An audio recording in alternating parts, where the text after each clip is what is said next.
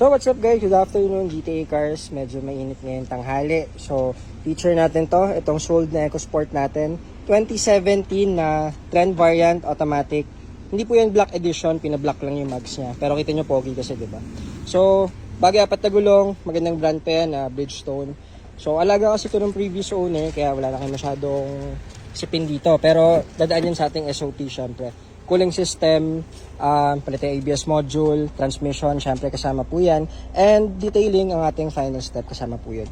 So, tanggalin na rin natin tong mga bitak-bitak seat cover lang po yan. Actually, malinis pa yung upuan niya kasi nga, siguro since day 1 pa ito naka-seat cover. Naka-deep dish na rin, pwede naman natin i-keep yan o pwede tanggalin kung gusto niyo po. So, very presentable, maayos na maayos yan, yung mga plastic parts. Walang kahit anong mga scratches sa piano block na yan, trimmings. Kaya okay. Medyo mabilis natin marirelease to. Wala rin masyadong scratches, so check na lang natin tong other side, nandito kasi sa gilid. And then ABS module, palit din tayo. Ayan. So naka ABS kasi to. And ngayon, minomonitor natin yung temp, 90 degrees. Sa gitna ng init. Ayan. So naka full load tayo aircon, radio and headlights. So ito kasi naka-headlight na rin siya. Ayun, ganda ng gulong, kapal to. Actually, brand new yung gulong, guys. Yan.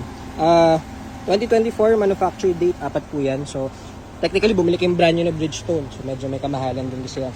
Yan, naka-upgraded yung grill, naka-LED headlight, pati yung fog lights. So, makinis, oh. Wala pang detail yan, ha. So, pag pina-detail, lalong mas gaganda pa yan. So, hopefully, ma-release natin ito mga next week. Mabilis lang ito, guys. Wala na tayong masyadong pinapapaint kasi doon lang kadalasan tumatagal. So, para siyang pina-black edition. So, ayun. Tapos, on to the next tayo. At send natin yung update, syempre, sa ating group chat doon sa mga gagawin dito. Ayan. So, ang ganda nito. At mabilis lang sa atin to. Tanggalin na lang natin to. Sayang, maganda pa yung likod kasi yung harap bitak-bitak na. So, yan. Ito po yung update sa inyong EcoSport. At sold na to. May releasing tayo ng taga Bicol. Kukunin today. So, may mga other units pa tayo available. Yan, itong blue, sold na rin yan, guys. At for sold units to. Itong silver, Fiesta natin.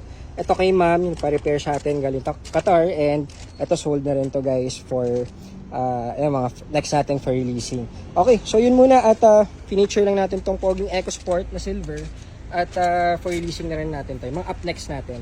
So meron pa tayong isang releasing na new look din, color blue. Andun na sa car wash, sa detailing. Ayan, so ito guys is mga walk-in to, mga nagpe-repair sa atin. Mga hindi sa atin galing yung units. Ayan, so yun muna. Ito pa pala. Ayan, sold na rin to guys. Mga EcoBoost natin, dalawa. So yun muna. Good afternoon GTA Cars. On to the next. Kung gusto nyo mag-check ng mga units, marami tayo available. Andun sa kabilang shop. So yun, mayroon tayong mga red. Dalawa ata yung red natin. So, may white black tayo. Ayun, so yun muna. Good afternoon. Salamat.